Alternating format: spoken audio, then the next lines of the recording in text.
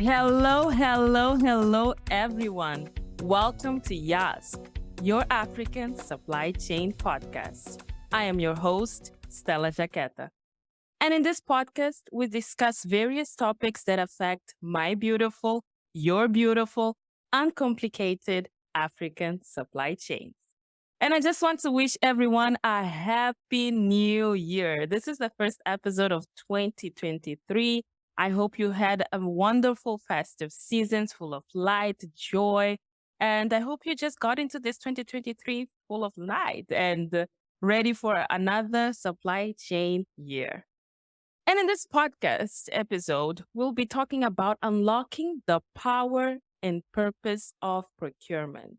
And I have a wonderful guest. I really consider her an influencer when it comes to supply chain content on Instagram because her page is always on point, guys. You guys will follow her and see what I'm talking about.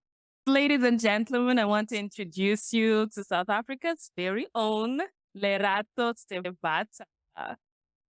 How are you, Lerato? I'm okay. Thank you so much. Such a warm welcome. Thank you for having me. It's always a pleasure. And guys, let me just tell you a little bit about Lerato. She has more than 14 years of experience in the field of procurement and supply chain management across the continent. This includes experience in the information communication technology, fast-moving consumer goods, and financial sector industries, both public and private sectors. Some of the countries she has worked on include South Africa, Ghana, Benin, Cameroon. Her expertise has solidified her passion within this field, affording her the accolades of being considered a thought leader and featured on local TV channels such as SABC News, radio stations such as Motswedi FM, Energy FM, Univerm FM, and local podcasts on Small Business Podcast. Subsequent to her leading the change in the industry, in 2017, Lerato was nominated as one of the top three best performing women in information communication technology awards. In 2021, she was recognized as the top 18 exemplary female supply chain practitioners in Africa. Like, I'm not just talking about South Africa, we're talking about in Africa. She has also written articles published by industry professional bodies. Furthermore, she entrenched her vision and pursuing her passion. She has pioneered a social media channel called Lerato Procurement, both on Instagram and YouTube. The platform is also for all supply chain professionals and business owners who aspire to grow in knowledge, wisdom, and connect with like-minded people to discuss, advocate, inform one another on industry insights. So, guys, you know that she is a power-packed guest. She is going to bring a lot of knowledge in this area. So, Lerato, thank you so much. I appreciate for you to being here on YAS. And how are you doing? Thank you so much. Sure. You reading that actually just made me think, wow, man, I've been around. I've been around. Yeah. But it's just a pleasure. And thank you so much for having me. And well done on starting a podcast.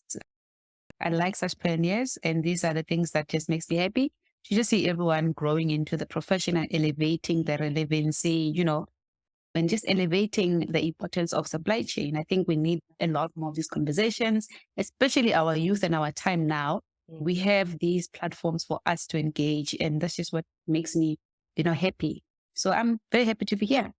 No, thank you, Lerato. I'm happy for having you here. And Lerato, just to start off, can you please tell us what really is procurement? Because some people, I've heard many people, and people who are working in procurement or who say they work in procurement, that is just purchasing or just buying for the organization. Is it really just that? Can you please just clarify it, give it a base foundation? What is really procurement? Sure. From the foundation perspective, procurement encompasses a lot of different facets that makes the wheel turn for the organizations. That's my definition. Basically being in supply chain procurement for, some time and working different industries, I realized that, we make, the pots technically. And I use the terminology because, it's what is relatable. So meaning there's a strategic intent to procure services for the organization and ensure that we manage and monitor costs. And at the same time, make strategic decisions that speaks to the strategy of the organization itself. Procurement is a value driver whereby, you are a risk mitigator for what the organization should potentially encounter and at the same time create relationships, So for me, besides giving you the book definition of what procurement is, in my experience, that's how I see, procurement. Yes. Yes. And one of the myths, I love that you said it's value adding to the organization. It's not just a function, or some of them they see just as a money, a cost function. I can say they just consume your budget. So it's actually something that provides a strategic value and adds value to the organization. And just to discuss and going a little bit more on that, one of the myths of procurement, it's a cost function. And that some suppliers, it just gets laid when it comes to tenders and all of that. So can you just comment why people or even procurement professionals still think that procurement is a cost of control function, and it's just there to control suppliers and just receive tenders and educate and award and move on? Just if I can challenge you a bit on that question. I recently did a video on, is procurement all about price, right? Busting a myth, right? Some say it's plausible, some say it's a myth. And my take is that the reason why we go to strategic sourcing for particular service providers and do a tender, already it's indicated to you that you're not just looking for price. Yeah. Right? So it's a giveaway. And if you still think that procurement is about price, then ask yourself, why do I go on this, cumbersome process just to get a cheapest supplier? Do you get me? So that's already an indicator that there is value that I need to drive on other elements of the process that I'm about to embark on, And as far as you can get cheap, which is not always low cost or defect and all of that, but procurement is not all about price. Yeah. That is the true nature of it.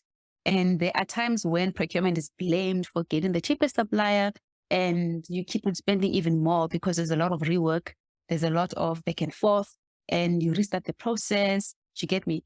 So that analysis and that assessment is an indicator that we are looking towards getting a partner that can come and give us full-on holistic value from, risk, health and safety, price, and technical requirements, sustainability. There's a lot more that makes the boat, that runs the boat versus you just looking at who's cheap.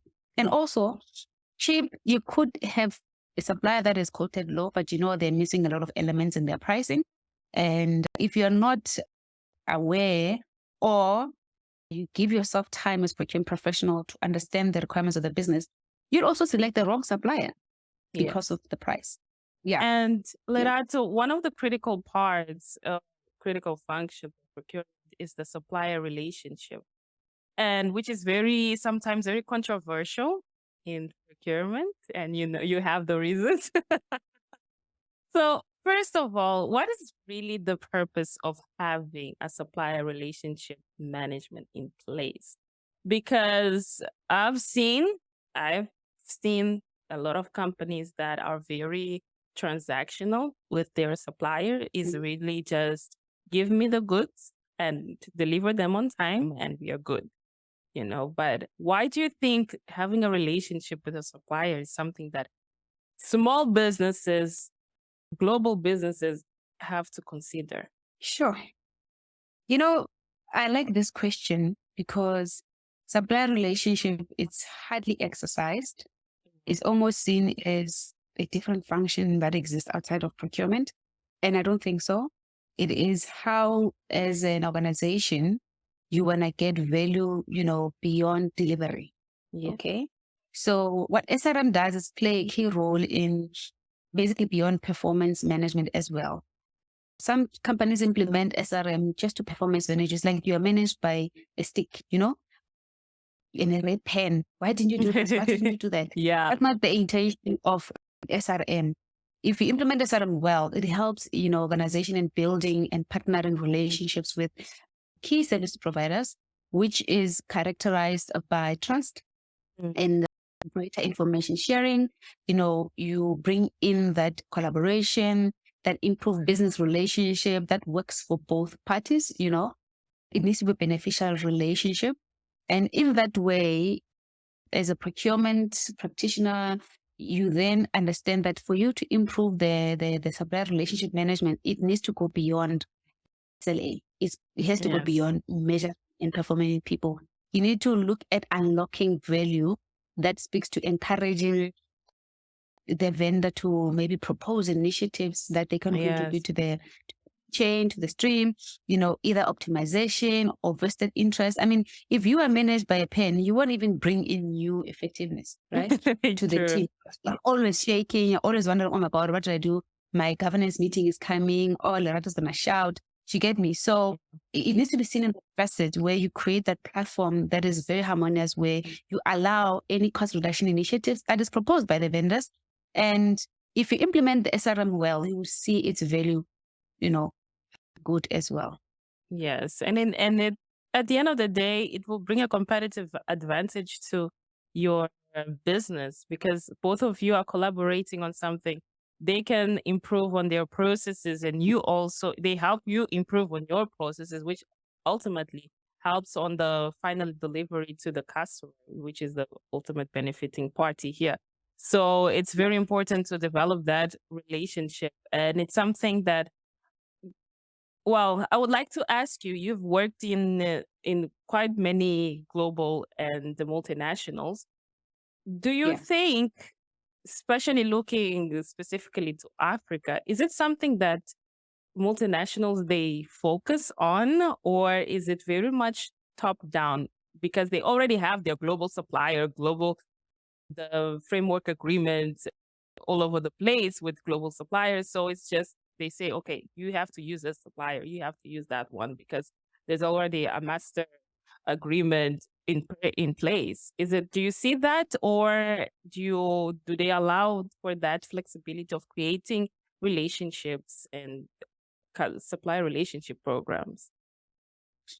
Yeah, there is that flexibility. It depends on the maturity of the organization. It depends on what KPIs you're driving as a conglomerate company or a multinational. And there's also that Africanization that comes to play where some things are just local. We cannot globalize it and make it that, fancy and romanticize the word. And if it is in-country requirements, then as procurement need to show that this is an in-country specific requirement. And the global team will support that only if you show that value, right? So in as much as you get a lot of benefit using the global master service agreement and negotiating at that level, not every company is global and some things are not contextual and irrelevant. And that is when you need to have a different strategy in place on how to manage that. However, you can also benefit from, the global master service agreement where the top, is pushing down the key specific performance requirements. And in that can help the localization then be promoted, operate at that level and to think at that level. And then what you do is you become ready as a supply chain and including the service providers to be in that strategic mindset and world-class positioning. So it's not to just sit and say, we don't have a plan. You can localize it, but then you need to work on a strategy to get into that trick. Yes. And Lerato, we often hear that companies need to have transparency and visibility of their supply chains and procurement activities up to tier 1 to tier 2 and 3 suppliers. Do you think that this is actually possible in a global supply chain where there's so many ramifications in just a single product? And imagine a company that has millions of product categories and SKUs. So do you think achieving transparency and visibility in procurement is possible, or is it a mirage? It's possible to a certain point, especially with a global setup. What makes it possible, I'll tell you, and like both sides, right? So to answer your question, yes, it's possible to create that visibility with a tier 1 and tier 2. To some degree, tier 3, you might be able to on other categories, like for IT type of services, you could succeed that very well. You have an OEM that has resellers, that has local implementation partners. Okay. Yeah. So you can probably achieve that clearly. And then you can then influence your open book costing, and then you may want to see that. But in maybe FMCG, some of that might not be relevant, might not be possible because of also each country has its own local regulation that you must comply with. I mean, South Africa is a big driver of BEE, enterprise development, and to some degree, you may not even know this 30% of tier 3, where it goes to, Yes.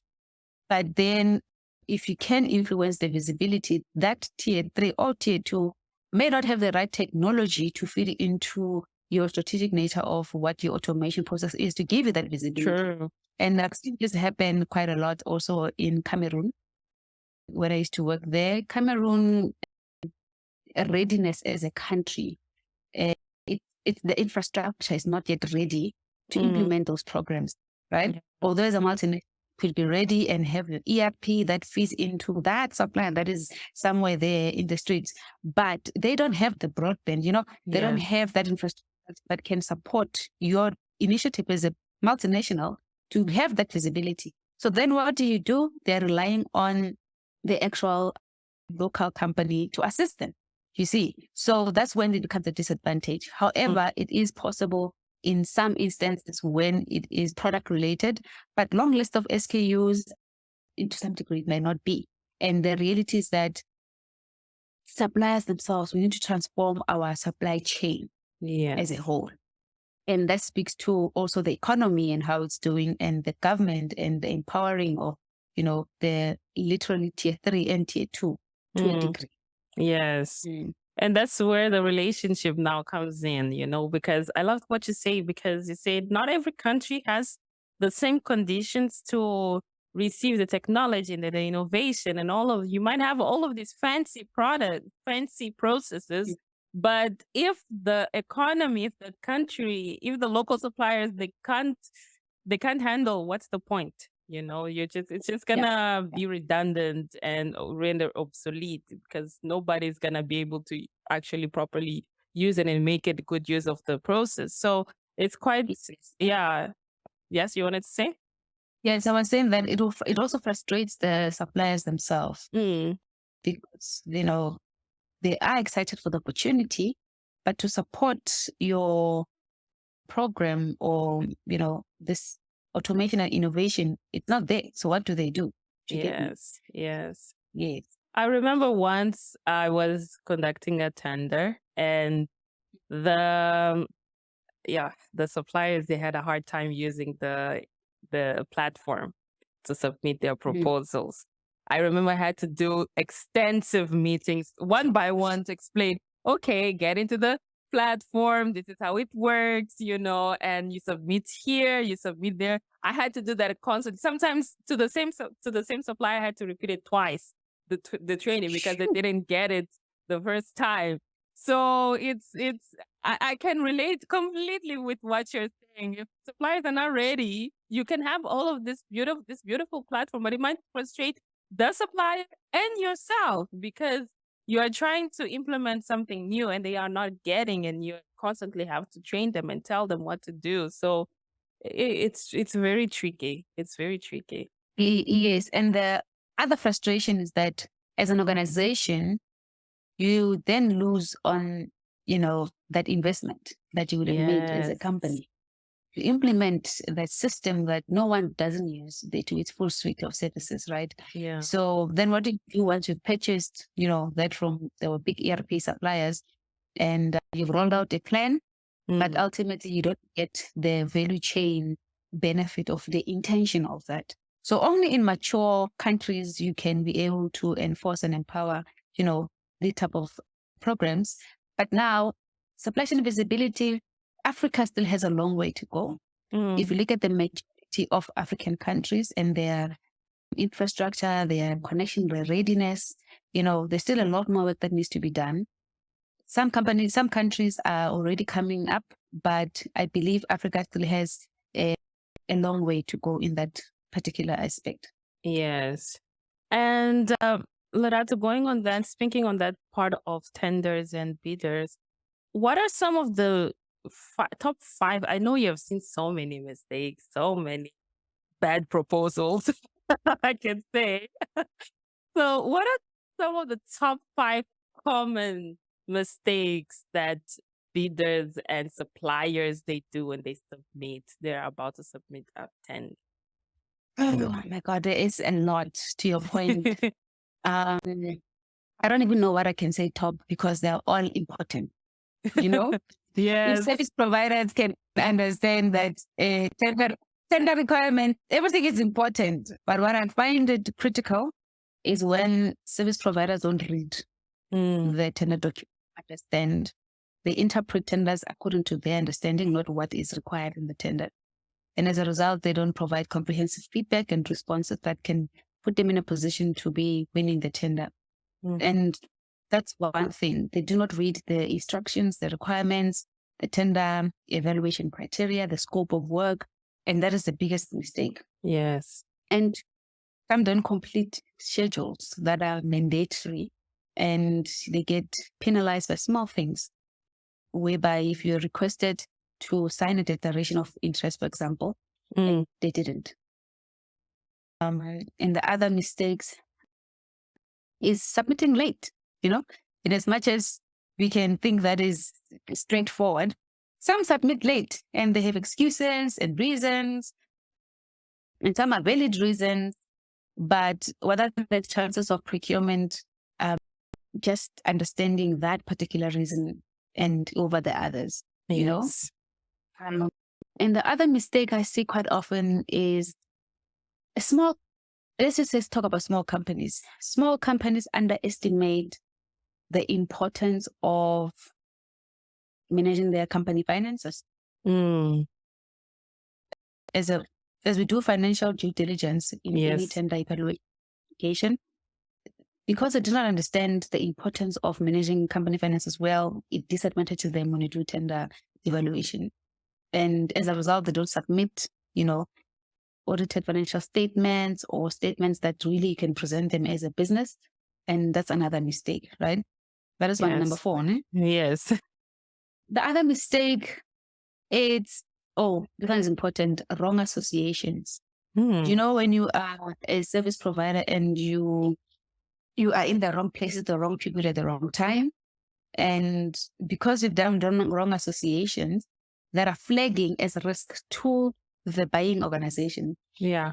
If your company noted and seen there's a chances that you might not even be considered for that tender. Oh, wow. Because there's an understanding that this one was with that company that was listed as corrupt for something, or in wrong places for what, or, and if your name appears there as a director and your company name or some in the fine line, you are highlighted as risk already, and those are some of they're not aware of, and they should be made aware of. So, yeah. That's what I can say for now. It's wrong association. I actually hadn't thought of that one. Wrong association. Sometimes you might not even be doing the dids, but you're associated with a company that is, or a partner that is doing or has been doing the wrong dids and actions. So you can be flagged up for that. And I like what you said, Lerato, because I think a lot of, on my experience, I've seen that I feel like suppliers sometimes they think they're the cherry of the blossom, like they're the only ones who are competing in the tender. So they think they can read at their own time, submit the documents at their own time, not reading the documents properly, not submitting the information. So I think something had to shift. Oh, I don't know if you've seen that or if you've noticed that, but I feel like sometimes they have that pride in them. It's like, they will wait. Or they will accept my proposal. It's fine. They don't realize that there is other 10, 15, 20 other suppliers who are competing for the same. You know what happens? Like, let me tell you, suppliers that don't put an effort whenever they're submitting a tender document, and they think the organization needs their services that much, usually is those that have been in the organization for some time. And I take this as an example, like let's say you have applied for a position as an internal employee. You have this understanding that they know my capabilities. They know you don't prepare, right?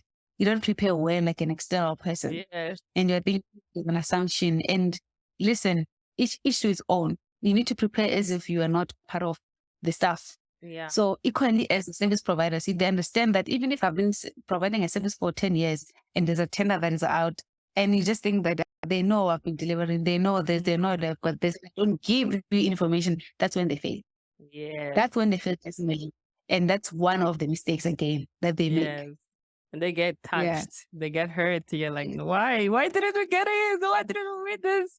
And then once even meetings, scheduled meetings, explain to them why they didn't win the tender. Exactly. So you're very right. And as procurement professionals, Lerato, we constantly have to be negotiating with bidders. So what are some of your go-to negotiation tips for procurement professionals who might even be stuck with a supplier that is the only one in the market, for that specific product, or the only one available at the region that they are? What negotiation tips can you give to a procurement professional? I'm glad that you're asking me this. So, my top 3 negotiation strategies and tips. The first one is know, your power trick. Who has power at that position when you're negotiating? It is a power trick. If you need me more than you have more leverage, right? Yeah. If I need you more than you'd need me, I have more leverage. And a simple example is if you are buying something at maybe not by the garage, or we call them garage, right? By the traffic light. Yes. And then you turn your rent, and those guys are running and like, hey, this is this much, or $20. And you're like, oh, sorry, I only have 10. And they're like, no, please. I was like, okay, no, I need, because there's a lot of them, right? Yeah. They're going to end up accepting. So you need to know as an organization, without exploiting a supplier, but as in that room and negotiating, who has more leveraging power? And that is the first thing as a strategy that helps you position your negotiation. Okay. And then 2 is know your tradables. What am I willing to trade in this hard negotiation? Sometimes negotiations can be hard, especially with OEM, especially when you know that, like, I depend on these guys. They're the only local people. What are you willing to trade? Are you willing to trade a long-term contract, or are you willing to trade shorter payment cycles? Are you willing to give them, POs within this much time? You need to know, what are my tradables? Okay, if you win here, I can lose here. Yeah. If I'm winning here, if you then approach it as understanding your tradables with that particular supplier, then it becomes a more healthy negotiation, right? Yes. And the last one is a simple one. I see this actually works for me a lot. Just be nice. Wow. Not rocket science. Just not rocket science. If you're nice to people, you're a good person, you talk to people well, and in that negotiation, you just smile, you use harmonious language. You're not walking in there like a Miss Know-it-all, and or you guys, I'm the buyer here, you're going to hear from me, and that attitude. No one will want to work with you or even bend for you. So rather, someone will, then break for someone that is nice. And like, you know what? I know you can do this, but listen, I really need your help because I don't have that budget. This is how much I have. Yeah. And I really love them through and can build long-term relationships. You just speak to people well and just be nice. Trust me, you will win the most. Wow. No, and Lerato, these are gold. Sometimes people underestimate being nice. They think they have to go there with their position. I am the buyer here. I make the decision. I want this and this and that. You need to bow down to me and lick my boots if you must, just for you to get so that this negotiation can go towards you. So it's very important for us to understand that being nice and having that open mind in understanding what is really core to them and what is core to you and what you're willing to trade off. So it's very important tips. And if you have ears to listen, may you hear what Lerato has said. Amen. And Lerato, one of the growing topics in procurement sphere is sustainable procurement. So can you please describe procurement, what it is? And is it something that African supply chains are capable of implementing? If they are they already doing so in your opinion or not? I think this is a fast growing trend in procurement. It is actually one of the topics that is really starting up now to be taken more serious, right? So sustainable procurement in its raw nature is to buy from sustainable suppliers with responsible sourcing, whereby there's no exploitation, right? And as an organization, you buy from resourceful service providers that give you ethical products. And, especially if you're in farming, for example, you want to be entering the market where you get, direct farms that are registered, that don't use children and whatnot, right? So it's broad. It depends on the industry that you are applying sustainable procurement in. It's quite difficult to implement that in service industries because you wonder, where can I do sustainable procurement? In those agricultural type of service industries, it's easy to pinpoint. It's easy to push down your greenhouse regulation on sustainability type methods. It's straightforward, and you can implement and enforce that. But in service industries, it's a bit tricky because you wonder, I'm buying a service, how am I going to implement my sustainable procurement? And but it's interesting where I've noticed and I've come to understand that when you implement sustainable procurement as a practitioner, as a buyer, or even an administrator, all of us can do that simply by making small changes. I said this in one of the smart procurement panel that I was invited, that a buyer can simply decide to pay supplier on time. Interesting. Because remember, you are creating an ecosystem that you want service providers to be effective and efficient for your business. And you being responsible enough to not sit in a desk and think, I'll do it next payment cycle. Yeah. You're not practicing sustainable procurement. You become accountable and responsible that my duty is to pay suppliers this time and one time. I'm already exercising because I'm being responsible in my Yeah. And that's how, at a very low level, we can practice sustainable procurement. It doesn't have to be bombastic with only for executives and for CPOs. Everyone at their level, we can do it. It's basically being accountable and responsible in your day-to-day to practice sustainable procurement, Because in that way, you are creating healthier relationships. Your supply chain becomes sustainable where there's no glitches, there's less risk. Another thing, I read an article we're talking about risk management principles and practices where you can include sustainability. And if you think about it, the fact that you are highlighting some of the supply chain risks, you're already exercising sustainability. Yes. You want to have mitigation plans. You want to have strategies that can have business continuity. You think like that. And then it's how then you position it in this type of other not so obvious industries. You're thinking it might not be relevant. It is. So that's how I would say I will explain it to a layman term and to someone that can think like that. They just transform, not seeing it as this big thing that is meant for other industries. Yes. Not our industry. Yes. Yeah. And it's something that you can apply. It's logical. What you've just explained right now, it's common sense. It's logical. It's baby steps. You don't think that you have to redesign your whole procurement, redesign your whole supply chain. So we're trying to do everything at the same time and we fail at everything. But what you just said, it starts where you are. Like paying your supplier on time. You're already maintaining that sustainable cycle. In your control. Yeah. It's in your control. Exactly. We tend to delay, even you completing a tender on time and just, respecting the timelines for the delivery team, understanding if a product needs to be out by when. You as a procurement professional, you go there and you do what is right. But what you're doing is you're contributing to the circular economy to function well and without, issues. No, this is wonderful. And just gearing towards the end, Lerato, since you are an expert in this field of supply chain, of procurement, and for 2023, we're still in the beginning of the year. People are still planning out their year, what they're going to focus on. So, for supply chain professionals, for procurement professionals, what do you think, what skills do you think that they should focus on going on, not only for 2023, but for the upcoming years? What are some of the skills that are really core that will never go out of fashion, even if machines take over? These skills, they will forever be there.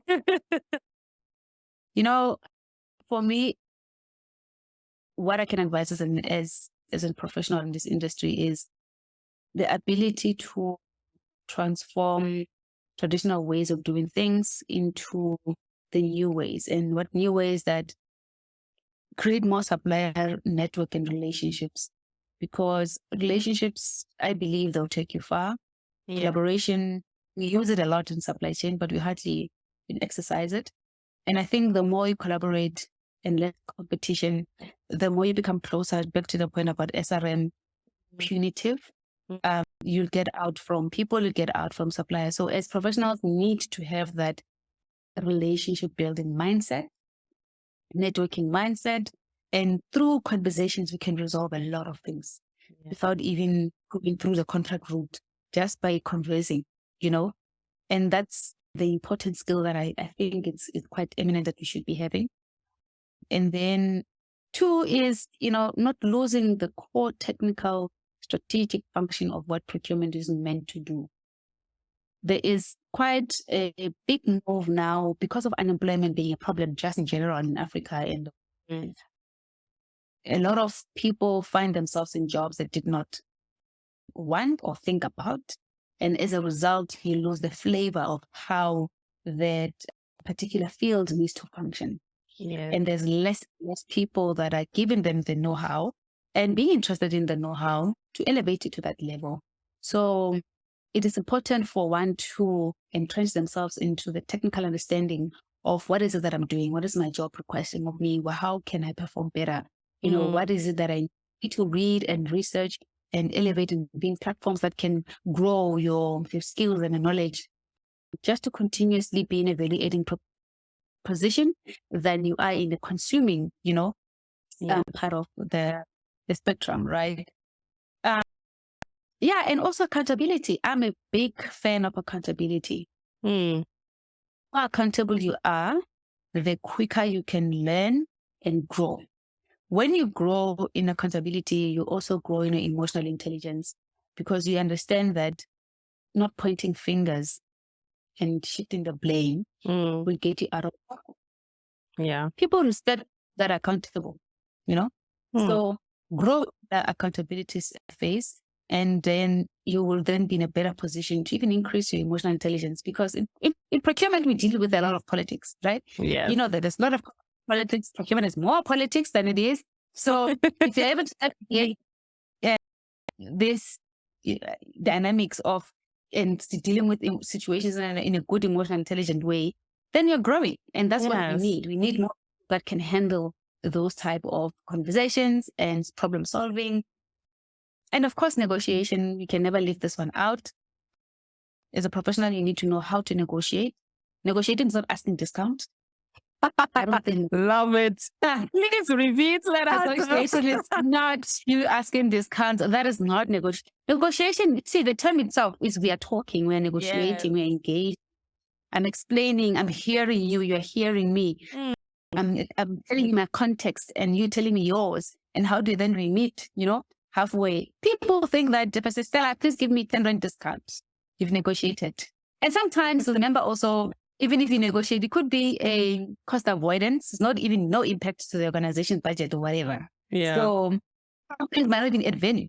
You get me? So go into the understanding of negotiating with understanding. There's a thing that says, listen to understand, not to respond, right? Yes. Equally so, negotiate to create relationships and have a win-win situation than negotiate to just milk people to the bone where tomorrow you've met up the relationship and, you've basically the tender process that you did was just in vain. Mm. So, Mm. Lerato, you just dropped some gems in terms of what we need to focus on.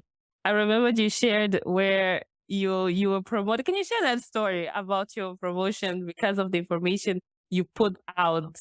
Just because of the quality of the information you put out, you were just I was like, what? Oh, that mini story that I told you, Stella. You're putting me on the spot. Oh, okay. Say, quick story.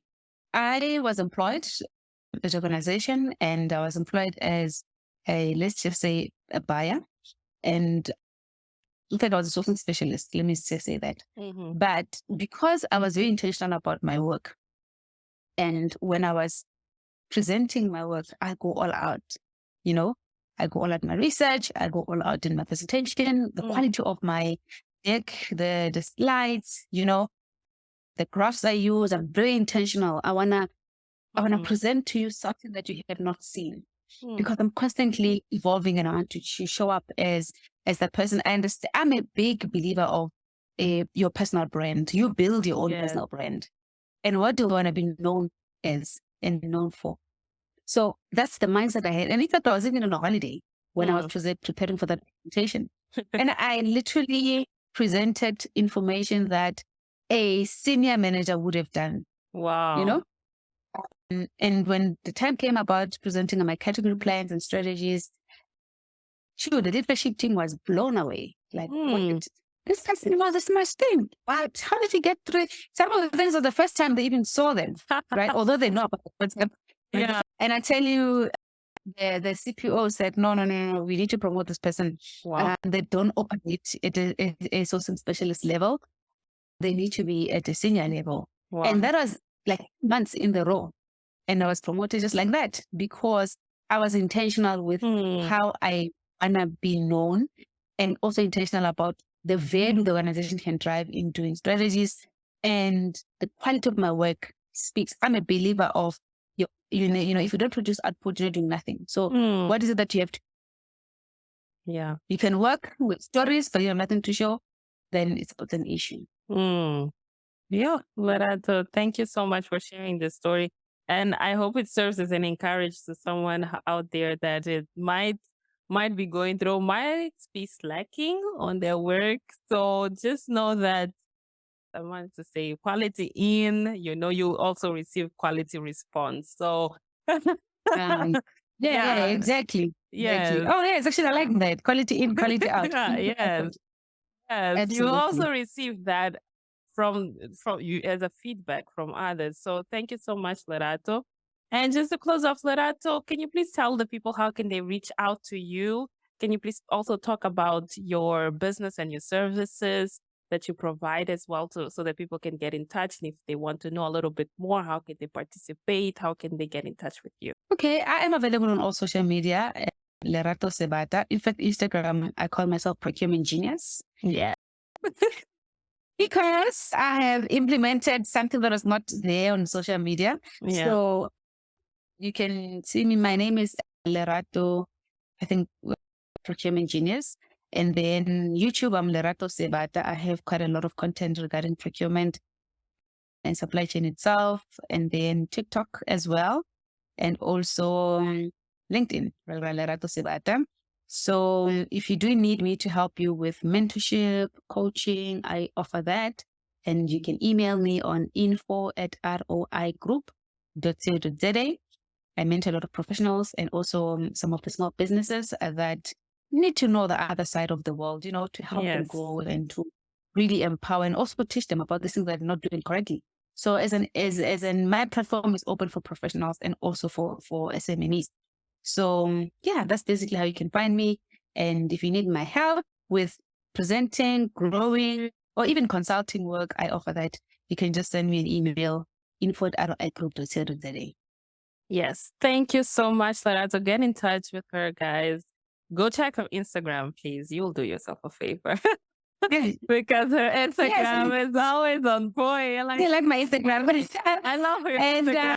also do speaking events, right? Speaking engagements. I talk Yes. on industry talks, platforms, masterclass. I do a lot of masterclass with other companies where I'm invited as a guest. So thank you so much for being on the podcast. Again, I say it's a pleasure to have you here. And guys, we've come to the end of our episode. I hope you've enjoyed it. Subscribe to the channel on YouTube. We're Yes, also on please. Apple Podcasts, Spotify, Deezer, and other major platforms. Subscribe, like, share the content so that we make this message available to everyone. They Yeah. who might want to know about procurement and supply chain. We are here for that to tell from Africans to Africans. I hope you've enjoyed and see you next time.